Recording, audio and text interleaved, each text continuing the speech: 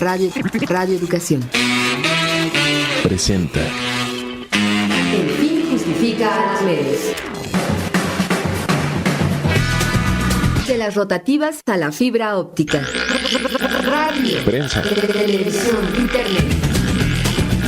El fin justifica a los medios. Expresiones mediáticas contemporáneas. Hola, ¿qué tal, amigas, amigos? Qué bueno que están en sintonía con esta revista radiofónica dedicada a la comunicación. Mi nombre es José Ángel Domínguez y en esta ocasión les doy la más cordial bienvenida a nombre de todo el equipo porque mi querida amiga y productora del Fin Justifica los Medios, Graciela Ramírez, se está recuperando de COVID. Les manda un saludo afectuoso y una disculpa por no poder estar con ustedes en esta emisión. Nosotros, mi querida Graciela, te mandamos un abrazo grande y nuestros mejores deseos para que te recuperes muy pronto. Me encontré una frase de Steve Jobs que dice: una computadora es para mí la herramienta más sorprendente que hayamos ideado.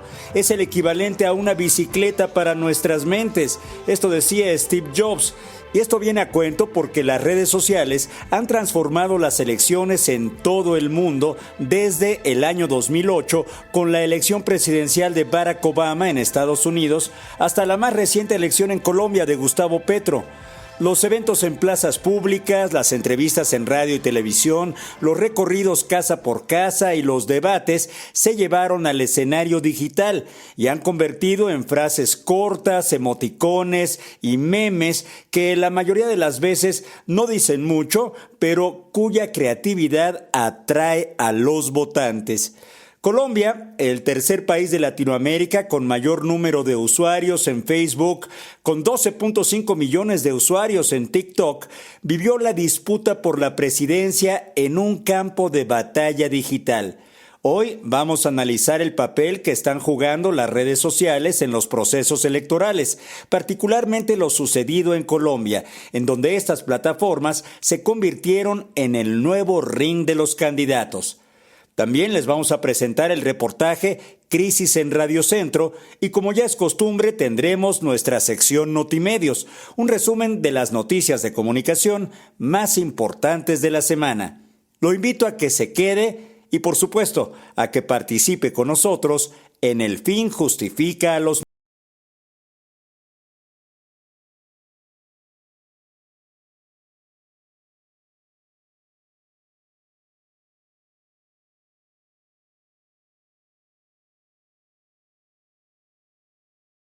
Pero del lejano año 1948, Bell Labs celebró una conferencia de prensa en Nueva York para presentar el transistor, un dispositivo electrónico semiconductor utilizado para entregar una señal de salida en respuesta a una señal de entrada.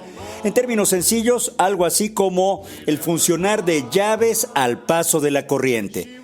El término transistor es la contracción en inglés de transfer resistor, resistencia de transferencia, y actualmente se encuentran prácticamente en todos los aparatos electrónicos, ya que una de sus grandes ventajas es su tamaño. Por ejemplo, en el nuevo procesador de computadora Intel Core i9 hay nada más y nada menos que 3.052 millones de transistores. Este evento potencializó las comunicaciones, generando una innovación imparable en tecnología de radio y televisión, y les valió los premios Nobel de Física a William Shockley, John Bardeen y Walter Brattain en el año de 1956. Escuchamos la canción Wanted de Perry Como, primer lugar del Top 10, el Billboard en 1954, una canción que probablemente se escuchó mucho en el primer radio de transistores que existió, el TR1, que salió al mercado ese mismo año de 1954.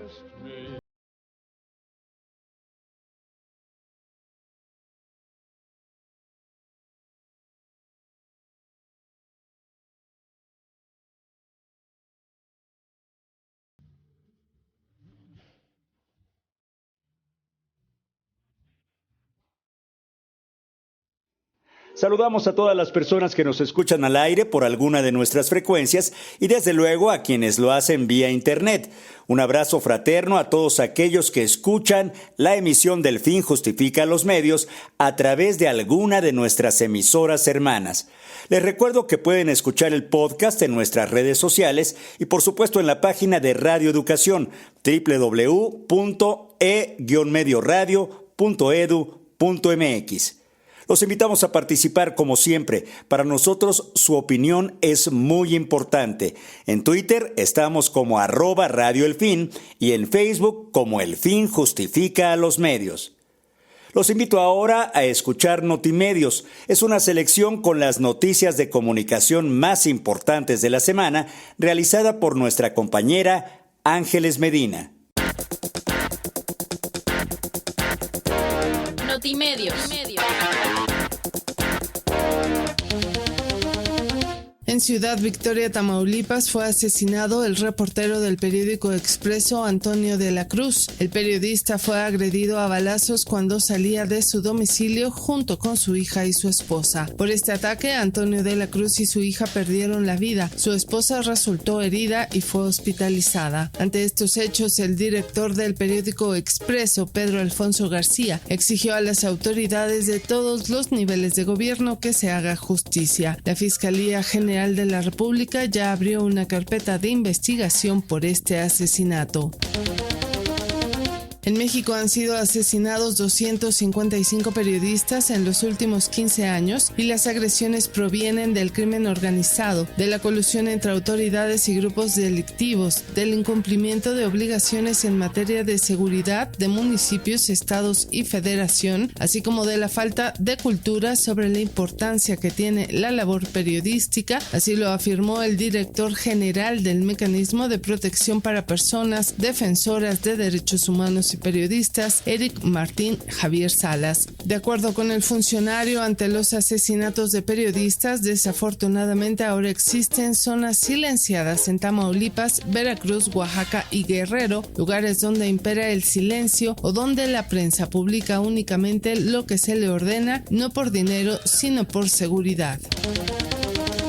El Mecanismo de Protección a Periodistas en el Estado de México dio a conocer que de 2021 a la fecha han sido identificados al menos 20 casos de periodistas que por su labor estaban en riesgo y a quienes se otorgó acompañamiento. De acuerdo con Rosa María Oviedo, coordinadora ejecutiva del mecanismo estatal, pese a que no hay presupuesto asignado, se está atendiendo a las y los periodistas en riesgo. Dijo que las agresiones se concentran en los municipios de Tultitlán, Nezahualcóyotl, Lubianos, La Paz, Chimalhuacán, Iztapaluca y Metepec. La defensa de Genaro García Luna cuestionó la evidencia que fiscales federales estadounidenses desean incluir en el juicio contra el exsecretario de Seguridad Pública sobre supuestos intentos para silenciar a periodistas, intimidarlos o manipular testigos en su contra. De acuerdo con el abogado César de Castro, la evidencia aparentemente proviene de una periodista en México que alega haber sido amenazada por el acusado. Sin embargo, se afirma que esta persona ha atacado a García Luna durante décadas con alegaciones sin fundamento presentadas como periodismo. Ante esto, la defensa afirmó que buscará demostrar la falta de confiabilidad de la evidencia y su fuente. Altán Redes, la empresa privada que el gobierno mexicano rescató para sostener el despliegue de la red compartida en el país, será beneficiada con una extensión automática de su contrato, por lo que en lugar de 20 años con posibilidad de prórroga, ahora Altán Redes tendrá asegurado su negocio por 40 años mientras logra sanear sus finanzas y recuperar su participación en la firma. De acuerdo con el Instituto Federal de Telecomunicaciones, las acciones de Altán Redes pasarán de nuevo a la iniciativa privada cuando se pague el crédito inyectado por la banca de desarrollo, situación que dista mucho de lo que ha declarado el presidente Andrés Manuel López Obrador, quien aseguró que con el rescate de esta empresa, el gobierno, el Estado y el pueblo de México obtenían un sistema de comunicación con el que antes no se contaba. El presidente Andrés Manuel López Obrador afirmó que en julio, durante su visita a la Casa Blanca, solicitará a su homólogo estadounidense Joe Biden la liberación de Julian Assange ante la decepcionante decisión de la justicia británica de aprobar su extradición. El mandatario señaló que Assange es el mejor periodista de nuestros tiempos, quien difundió los excesos intervencionistas estadounidenses y por quien se debe apelar a la libertad de expresión. Asimismo, reconoció que aunque hay núcleos duros que podrían oponerse, es viable que México le abra las puertas al activista. En noticias internacionales, más de 10 representantes de asociaciones y sindicatos de prensa hicieron un llamado a las autoridades británicas para liberar inmediatamente y sin condiciones al fundador de Wikileaks, Julian Assange. Dominique Pradalier, presidente de la Federación Internacional de Periodistas, afirmó que extraditar a Assange sienta un precedente muy peligroso para la libertad de prensa, por lo que pidió que el activista sea liberado, rehabilitado y entregado a su familia para que pueda al fin vivir normalmente. La periodista y Premio Nobel de la Paz María Ressa denunció que el gobierno de Filipinas ordenó el cierre de su organización de noticias Rappler. De acuerdo con la periodista, el cierre se ordenó luego de varios intentos por silenciar su sitio web, donde se difundía información sobre la guerra contra las drogas que impulsa el presidente filipino Rodrigo Duterte. Hay que destacar que el gobierno de Filipinas ha presentado 14 denuncias por difamación cibernética contra el medio independiente de la Premio Nobel de la Paz María Ressa, por lo que la periodista espera que las cosas cambien con la llegada del presidente electo Ferdinand Marcos Jr., quien está próximo a tomar el cargo. Hasta aquí las noticias de comunicación más importantes de la semana. Le invitamos a que visite la sección completa en nuestras redes sociales. Continuamos con El fin justifica a los medios. Tenemos el comentario de Lorenzo Sánchez, quien es un asiduo radioescucha, y dice: buenas tardes, excelente programa. Radio UNAM, así como Radio Educación, dos maravillas del cuadrante. Abrazos. Les presento ahora el reportaje que preparó nuestra compañera Miroslava Jasso. Crisis en Radio Centro. Grupo Radio Centro, una de las cadenas de mayor tradición en México con sus más de 7 décadas de transmisiones, enfrenta hoy la peor crisis de su historia. Situación que parecía anunciarse desde hace varios años y que se agravó cuando en 2021 la cadena reportó números negativos para el periodo enero-septiembre, una pérdida neta de 645.2 millones de pesos registrada durante los primeros meses del año, una deuda de casi el doble del valor de su capitalización, entre otras decisiones financieras fallidas que parecen no dar tregua.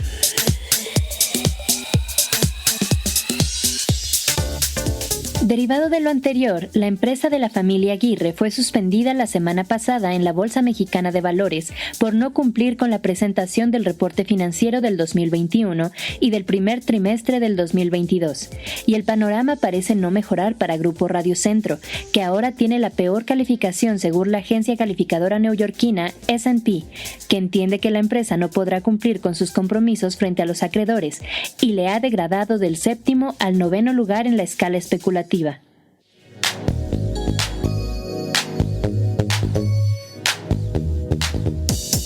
Expertos aseguran que el declive de Grupo Radio Centro puede remontarse a 2015, cuando intentó convertirse en una cadena de televisión nacional, acción que sumió al grupo en una deuda millonaria, y la empresa fundada en 1946 por Francisco Aguirre Jiménez debió despedirse nuevamente del sueño de tener una concesión en televisión, ambición perseguida desde 1968, cuando se obtuvo la concesión del Canal 13, que en 1972 terminó por pasar a manos del Estado. A pesar de los intentos por congraciarse con el poder y configurar programaciones en sinergia con el gobierno federal, no se han visto reflejados los compromisos publicitarios que esta compañía requiere para sanear sus finanzas. Ante el desalentador panorama, no queda mucho más que esperar para conocer el desenlace de lo que ha sido toda una odisea para Grupo Radio Centro, casi en el marco de su aniversario 73 en la industria radiofónica. Para El Fin Justifica los Medios, Miroslava Jasso.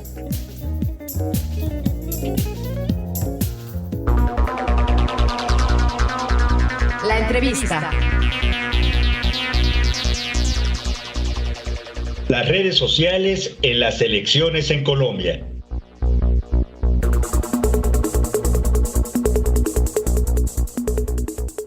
El pasado 19 de junio, las redes sociales jugaron un papel muy relevante en la segunda vuelta de las elecciones presidenciales en Colombia. Uno de los casos que más llamó la atención fue la del candidato de la Liga de Gobernantes Anticorrupción, que obtuvo en la primera vuelta casi 6 millones de votos tras hacer campaña a través de redes sociales como TikTok y sin siquiera participar en debates o actos públicos.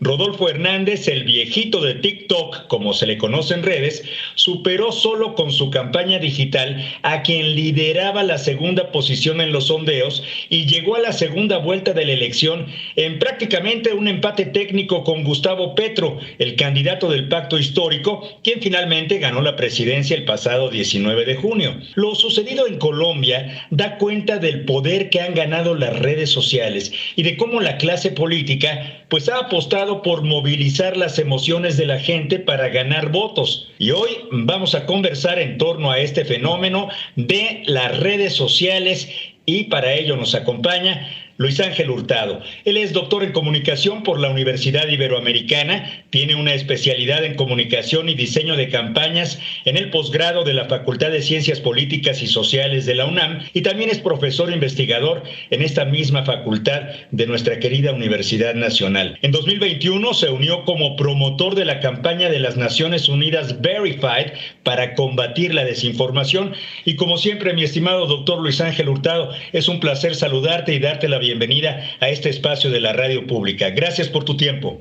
Muy buenas tardes, estimado José Ángel. Para mí es un honor, como siempre, estar aquí en este espacio de tanta distinción para nosotros que nos dedicamos al estudio de los medios de comunicación.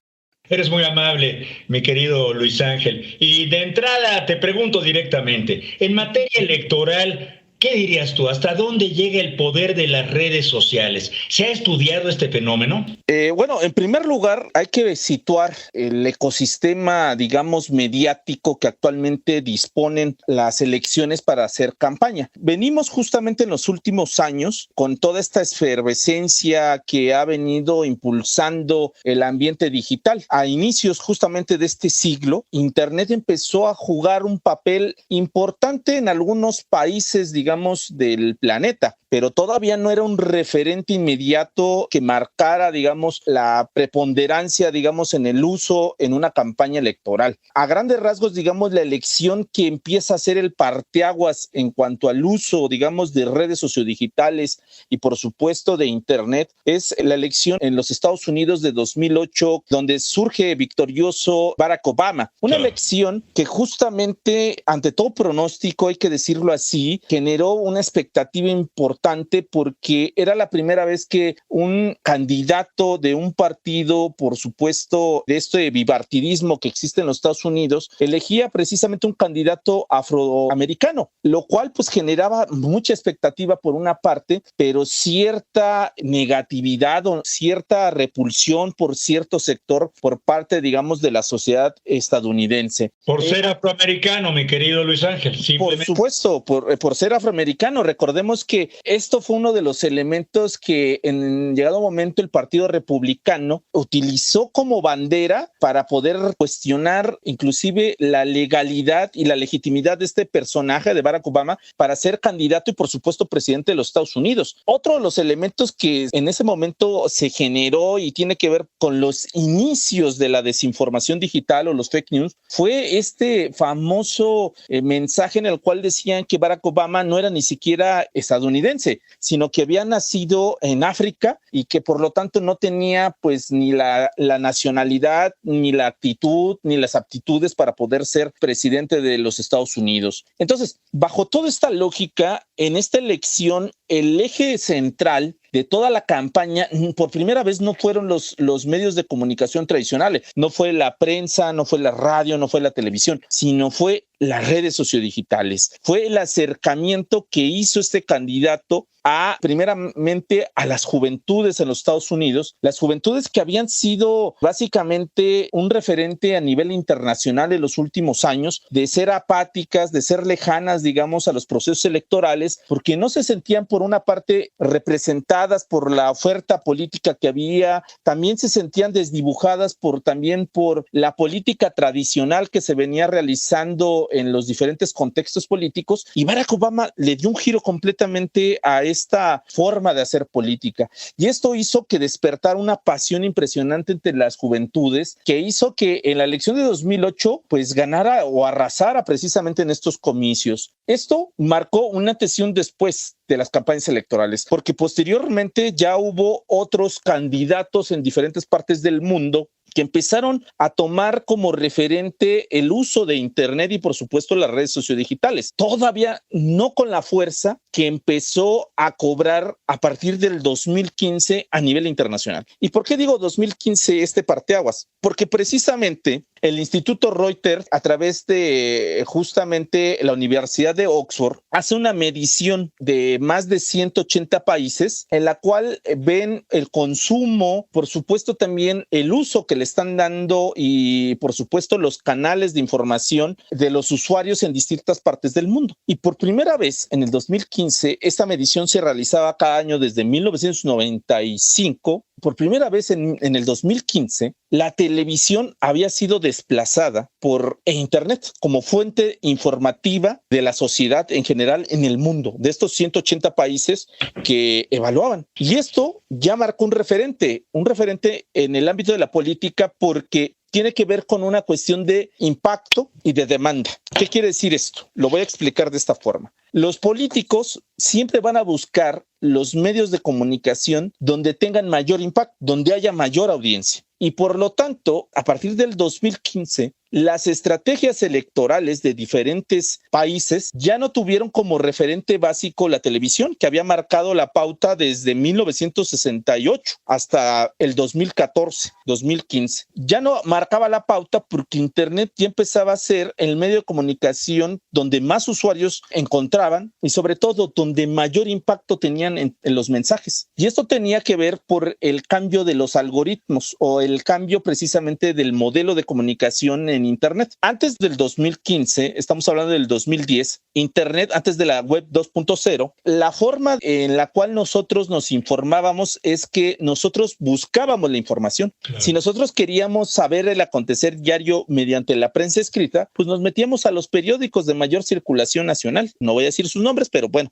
los medios de mayor circulación en nuestro país. Si nosotros queríamos enterarnos, a lo mejor todavía en estos años, en el 2010, la televisión digital estaba en pañales, todavía no era tan frecuente, pero bueno, ya empezaban sus indicios. Queríamos consumir algún contenido digital de la televisión, buscábamos, digamos, esa información. En el 2012, Google cambia todo este panorama, porque Google es la primera empresa digital que cambia un modelo referencial. ¿Qué quiere decir esto? El modelo referencial de búsqueda es que nosotros, como en las bibliotecas, buscamos un tomo a partir del dato exacto, que quiere decir el nombre, el título del libro o por una palabra clave. El autor, cualquier cosa. El autor, sí, exactamente. En el 2012, Google cambia el paradigma porque decide utilizar otro elemento. El elemento es el algoritmo, que es una fórmula matemática que va a permitir a las personas pasar del 70% de exactitud en sus búsquedas al 90% de exactitud. Google hizo esto a partir de 5 elementos. ¿Cuáles son estos 5 elementos? En primer lugar, ver el historial de uso de Internet, no, de uso en general, no de búsquedas, de uso que tenemos nosotros de Internet. Posteriormente, la geolocalización. ¿Qué elementos están cerca de nosotros? Porque esto tiene que ver con el e-commerce y es muy importante. ¿Qué elementos están cerca de ti? Tercer elemento que tiene que ver justamente con ¿cuáles son las páginas que más frecuentamos? Cuarto elemento, ¿cuánto tiempo pasamos en cada página? Y por último, ¿con quién tenemos mayor interacción de los usuarios? Estos 5 elementos cambiaron la historia de Internet por completo, porque ahora nosotros podemos poner en Google y automáticamente te predice. Si ustedes ponen en el buscador, ponen ahorita clima, te va a aparecer Ciudad de México, va a aparecer Estado de México, dependiendo de dónde nos estén escuchando, porque ahí se está aplicando precisamente el motor. El algoritmo del que habla, algoritmo. Inteligencia artificial, por un lado, sí. Exactamente, de localización, de geolocalización. Entonces, esto lo hace sumamente preciso, aumenta la exactitud, digamos, al momento de hacer cualquier búsqueda. Bueno, esto que generó, pues que las redes sociodigitales, primero Facebook, empiece a hacer este cambio por el algoritmo. Antes nosotros cuando entrábamos a Facebook, para poder saber qué publicaban nuestros amigos, entrábamos a su muro, que antes se llamaba así. Después de eso, en el 2013, Mark Zuckerberg presenta el perfil y con ello algo que se llama línea del tiempo o timeline. Claro. ¿Qué quiere decir esto? Cada vez que nosotros entramos, nos aparecen las publicaciones de nuestros amigos. Ahora la información viene a nosotros. Y esto genera precisamente que hoy en día muchas más personas pasen más tiempo en las redes sociales digitales. Pero todavía perfeccionaron más el algoritmo. Y explico un poquito esto, José Ángel, porque de esto se desencadena todo lo que tiene que ver con las elecciones. Facebook lo que hizo es que a partir de todos los datos que nosotros vertimos en sus plataformas, ellos empezaron a ser filtrados, porque nosotros vertimos la información, ponemos qué nos gusta, qué grupos nos somos, digamos, de música simpatizamos, con qué partido político simpatizamos, en qué escuela estudiamos, qué comida nos gusta, bueno, todas las cosas. Información, Luis Ángel, está ahí y gratis te la regalamos. Exactamente. Entonces haces estos filtrados y en una cuenta tradicional de Facebook que podemos aspirar, digamos, a 5,000 usuarios o 5,000 amigos, ya no te va a presentar Facebook los 5,000 amigos, sino 50 amigos. Te va a presentar a aquellos que son más cercanos a tu forma de ser, a tu forma de ver el mundo y a tu forma de cómo te gusta ver el mundo. Casi son tu media naranja, o sea, tu alma gemela.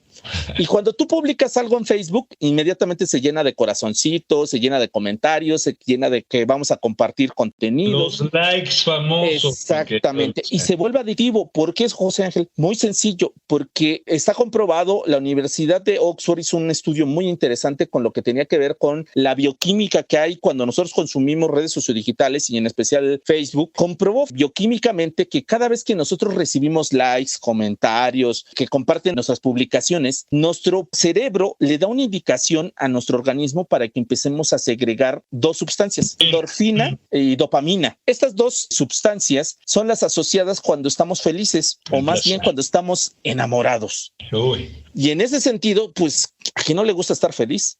¿A quién no le gusta estar enamorado? Todos estos elementos hicieron que Facebook se volviera un elemento, y no solamente Facebook, todas las redes sociodigitales, todas las plataformas hoy en día se mueven a partir de los algoritmos y que ahora sea tan precisa la predicción que empezaron a aplicarlo también en las campañas políticas. El primer ensayo que tuvimos a partir del uso de algoritmos en campañas electorales fue a partir de una empresa que se llama Cambridge Analytica. Esta empresa le ofrecía a sus diversos clientes hacer una radiografía del ciudadano o del votante de sus países. Esta radiografía digital les permitía predecir casi en un 98% por quién iban a votar. Entonces, vendían estos datos a las empresas, digamos, a las cuartos de guerra, a los estrategas que llevan las campañas, y pues casi esto generaba, esta empresa ganaba todas las elecciones en las cuales participaba. Predicciones muy precisas, Luis Ángel. Muy precisas. Pero hay cosas muy interesantes de lo que dices. Permíteme un segundito, por favor, interrumpirte. Discúlpame, por favor. Adelante. Estás hablando de información, de orientación o inclusive más manipulación de la opinión pública. Y en este sentido, en este escenario de poder, ¿qué papel dirías? Porque se empezaron a crear los bots, las fake news, las campañas sucias, y los usuarios, pues no hemos sido conscientes de la manipulación a que somos sujetos a través de las redes, ¿no? Exactamente, estimado José Ángel, le acabas de dar justamente al punto que queríamos llegar. Esto, a grandes rasgos, pues bueno, era el vellocino dorado para los estrategas en comunicación, porque pues les permitía ganar, fuera el candidato que fuera. Esto ocurrió justamente la elección más emblemática a partir del uso o de la manipulación de los datos o de los algoritmos para poder hacer ganar a un candidato, fue precisamente la elección elección del 2016 en Estados Unidos con Donald Trump. Todas las encuestas electorales daban por victoriosa a Hillary Clinton, la candidata demócrata. Y ante todos los ojos del mundo, el famoso martes de noviembre del 2016, nos llevamos la sorpresa de que Donald Trump había ganado la presidencia de su país ante todos los ojos del mundo. Bueno, se comprobó después con investigaciones que hiciera The Guardian, The New York Times, The Washington Post, que justamente habían manipulado precisamente la orientación política de los votantes a partir de fake news, a partir de campañas negativas, de discursos de odio y sobre todo a partir de elementos que eran aquellos elementos que quería el ciudadano que les hablaran, como el famoso canto de las sirenas. Lo que quería escuchar se lo decían y por eso generaba toda esta emotividad, estas pasiones que llevaron a desbordar tanta polarización, digamos, en determinado momento en las redes sociodigitales y por supuesto en este país. Este modelo, estimado José Ángel y la audiencia que nos escucha, fue el quien se empezó a tomar como referente para las campañas electorales digitales. Ya quedó atrás el famoso modelo que había utilizado Barack Obama, en el cual acercaba el discurso, escuchaba la interacción, democratizaba precisamente este diálogo entre las personas, etc. Ya había quedado atrás. Ahora lo que venía o lo que se estaba volviendo una tendencia era justamente las campañas negativas, los fake news, los discursos polarizantes o de odio, y discursos que incitaban al racismo, a la violencia, etcétera, etcétera. Y así fueron aplicando en diferentes latitudes de nuestro planeta. Y esto me lleva justamente al punto que quería llegar, que eran las elecciones en Latinoamérica. Justamente acabamos de vivir un proceso electoral en Colombia altamente polarizante porque justamente las condiciones del proceso electoral en Colombia o las reglas electorales en Colombia provocan que tenga una segunda vuelta si no cumples, digamos, con el 50% más uno, claro, o más del 50% de votos, e inmediatamente se van a una segunda vuelta, lo que hace que se polarice, o sea, entre una opción u otra opción.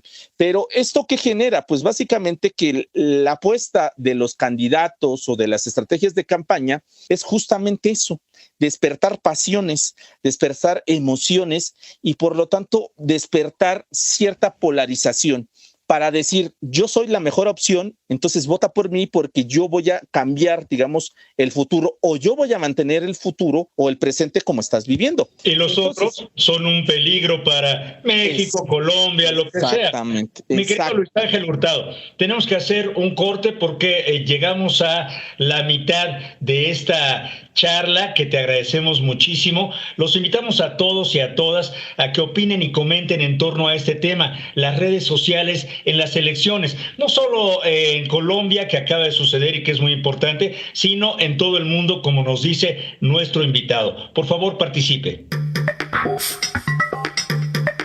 Entra en comunicación mandando un correo a elfinjustifica@yahoo.com.mx. Y por supuesto a través de Facebook nos encuentras como El Fin Justifica a los Medios y en Twitter como @Radio El Fin. Haz tuyo este espacio dedicado a la comunicación.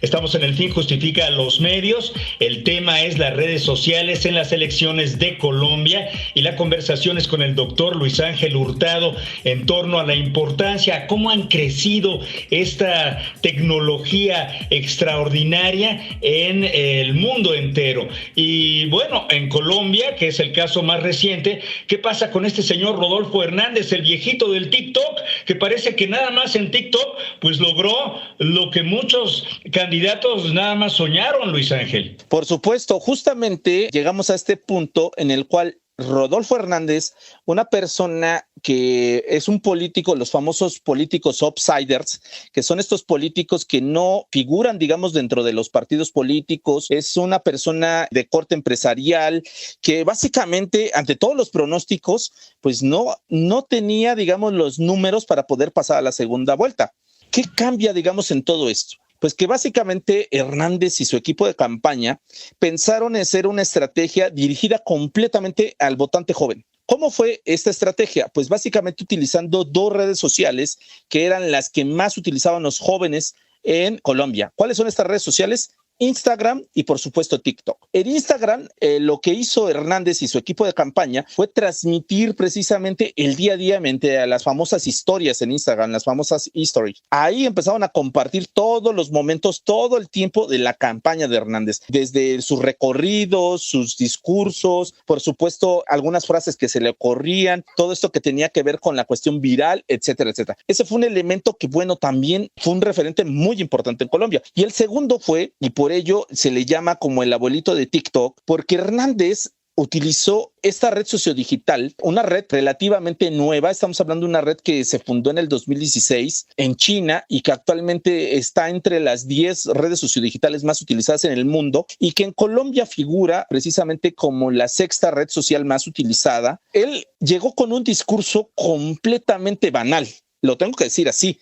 No era superficial, completamente superficial, emotivo, pasional, picaresco, en algunos satírico, en algunas otras ocasiones, pero que no proponía absolutamente nada. Ninguna propuesta estaba en ese discurso que estaba transmitiendo en TikTok. Más bien era un discurso completamente divertido, gracioso y de un corte muy, muy sencillo para hacerse viral.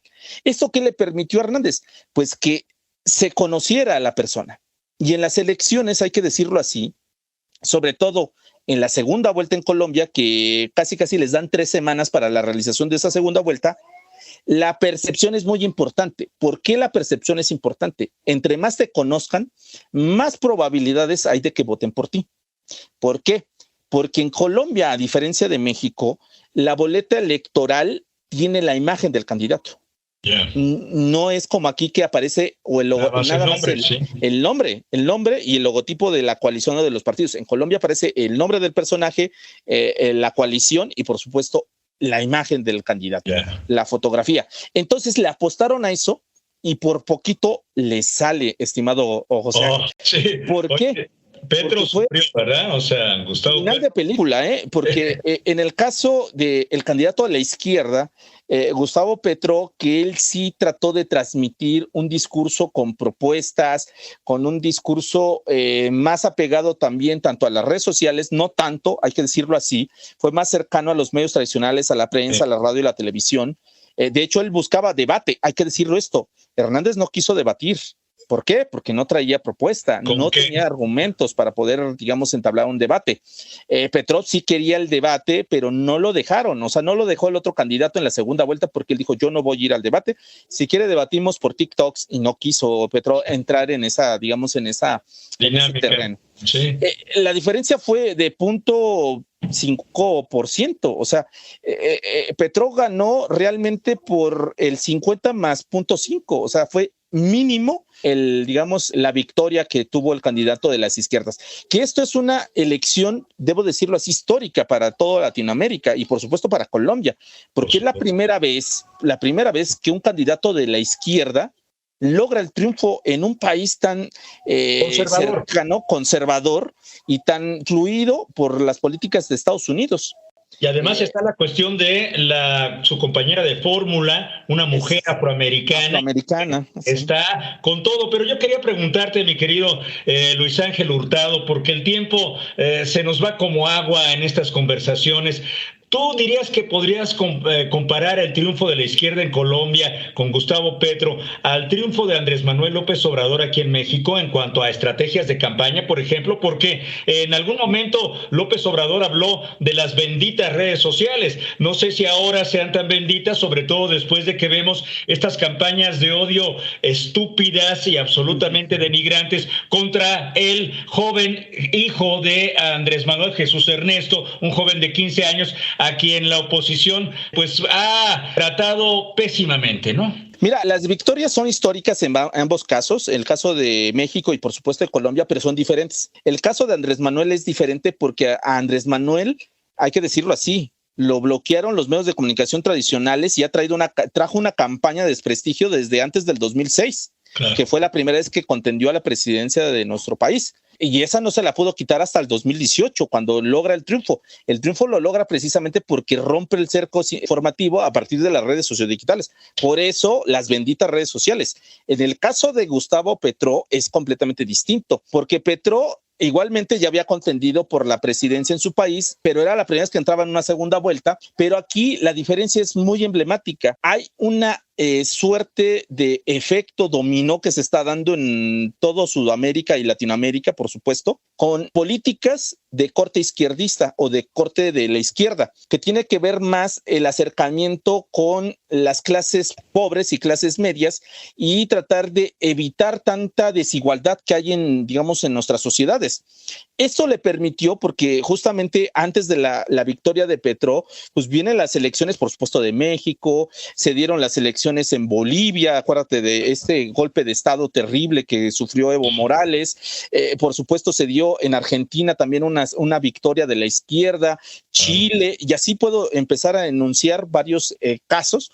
Falta Brasil, que ahí viene. Exactamente, que indirectamente pues han puesto todo el caldo de cultivo para que la misma sociedad diga, o sea, ¿por qué estos países están apostando por un cambio? Esto estaba ocurriendo en Colombia, y Colombia precisamente ya desde hace días o años buscaba un cambio precisamente en las políticas que se estaban dando en el país. Ahora, tú tocas un punto muy importante, José Ángel. ¿Qué pasó de las benditas redes sociales a lo que estamos viviendo en estos momentos en nuestro país? El caso de apenas hace unos días de esta campaña de desprestigio, que no es la primera, hay que decirlo, en contra del hijo menor de Andrés Manuel López Obrador, Jesús Ernesto, no es la primera vez que se le ataca con un linchamiento digital. Esta es la cuarta vez. El primer ataque que sufrió precisamente Jesús Ernesto en el 2019 fue el primer ataque que vive, y fue a partir de su corte de cabello. De ahí sacan el famoso apodo que tiene, el famoso chocoflán, que le dicen, ¿no? Su corte de cabello, que lo empezaron a cuestionar. Después, un segundo ataque que ocurre en el 2020, a partir de que se pinta el cabello, pues hoy todos los jóvenes es una tendencia, claro, que se están pintando el cabello. Bueno, se lo pinta y bueno, ahí viene un segundo elemento. El tercer embate, que fue en el 2021, fue justamente por su forma de vestir. Su forma de vestir también lo cuestionan, y en este último fue por su apariencia física. Estas campañas son, en los 4 casos que acabo de poner, estimado José Ángel, son linchamientos digitales. Sí. Y es un linchamiento, y debo decirlo así con todas palabras, son discursos que incitan a la violencia y al odio en contra de una persona. Los linchamientos no buscan ser un elemento del discurso político, del discurso político digital, que busque precisamente generar esta suerte de reflexión, de análisis, de debate, presentación de argumentos. No. Los discursos de odio lo único que buscan es desprestigiar la imagen pública de una persona, y también buscan mofarse de la persona, o sea, buscan desprestigiarlo por todas las vías. Pero atrás, Luis Ángel, de estos manejos, al menos en México, está una oposición moralmente derrotada, como se dice, encajonada, sin posibilidades reales para el 2024. También así se dio en Colombia, que el candidato Rodolfo Hernández fue apoyado por estos grupos conservadores de ese país tan conservador, perdonando la redundancia. Sí, por supuesto. Es que la derecha en toda Latinoamérica y por supuesto en Colombia y en México están, pues se resisten, pues es perder el poder. Y el perder el poder, pues lógicamente no se iban a dejar tan fácilmente, o se iban a poner cierta resistencia. Eso está ocurriendo precisamente en Colombia. Bueno, ocurrió en Colombia en la elección y en nuestro país. Por eso estas campañas constantes en las cuales utilizan diferentes mecanismos de la industria de la desinformación. ¿Cuáles son esos mecanismos? Pues básicamente el uso de cuentas automatizadas, mejor conocidas como bots, el uso de noticias falsas, mejor conocidas como fake news, el uso de ciertos líderes digitales, líderes que nada más replican el discurso que viene en cascada, digamos, de estas cuentas automatizadas y que lo replican.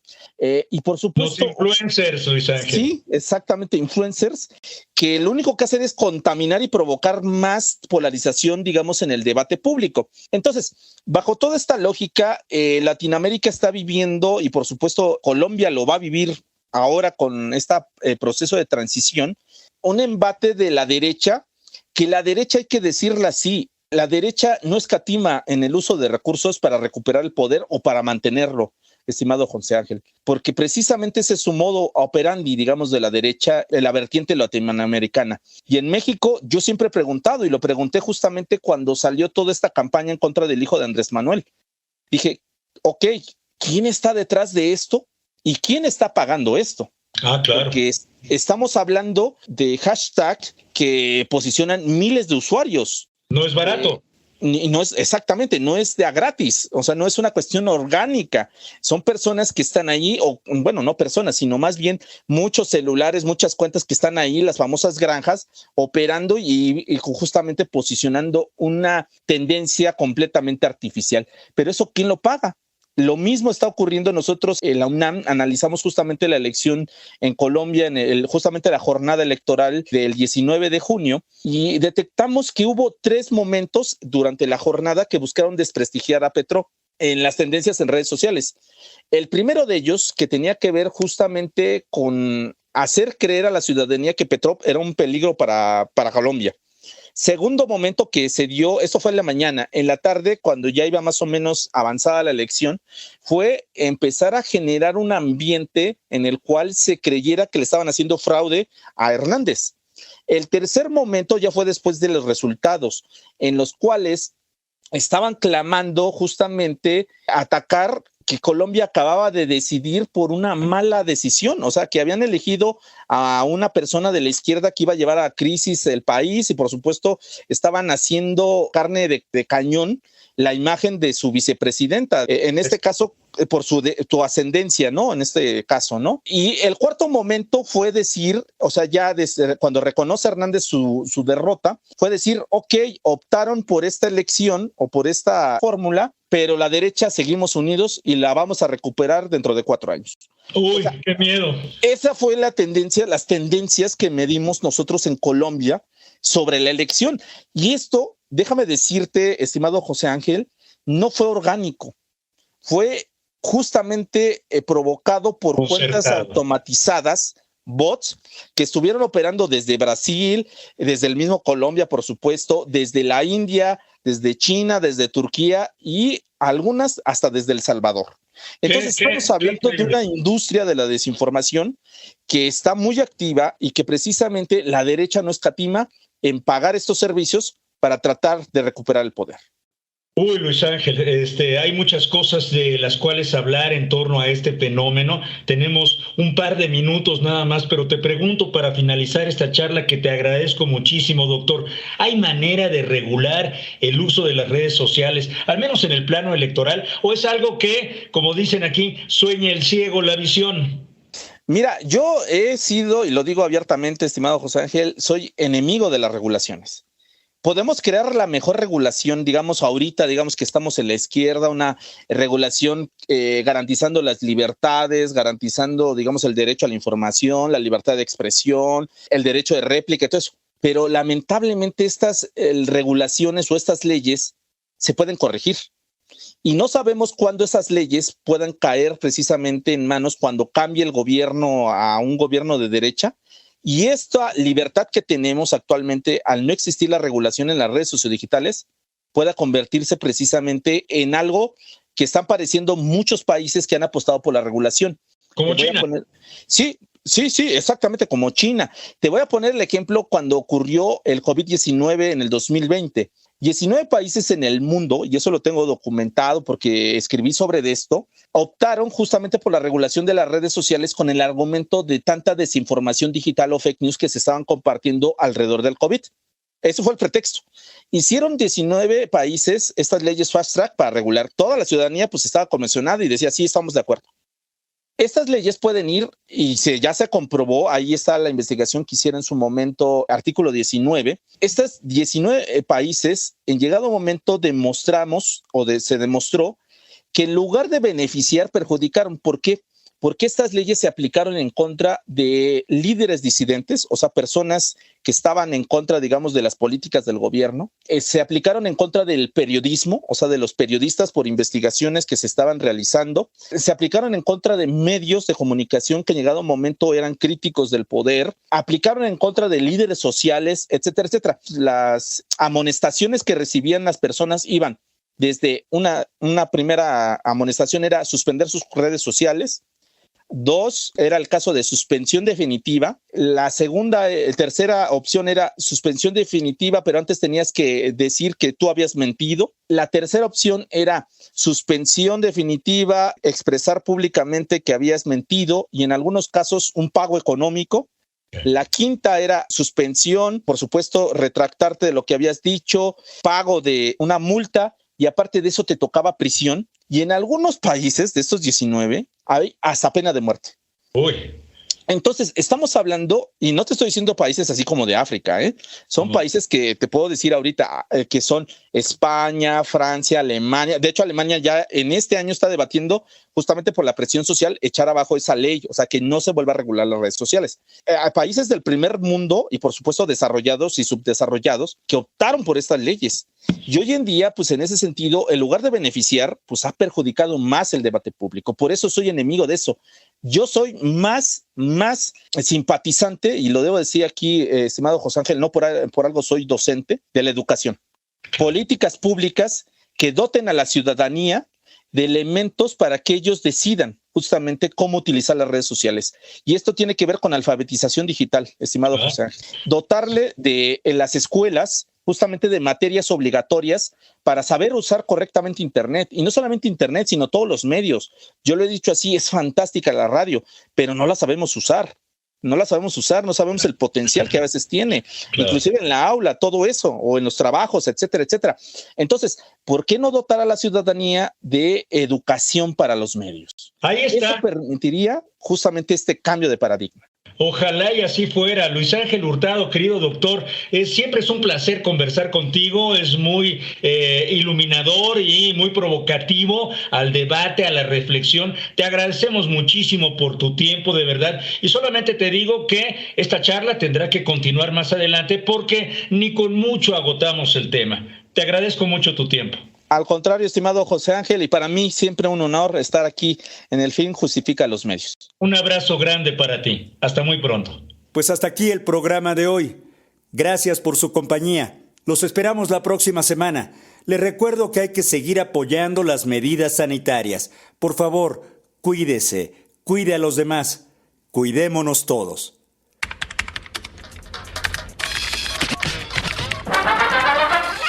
Radio Educación presentó El Fin Justifica a los Medios. Expresiones mediáticas contemporáneas. El Fin Justifica a los Medios.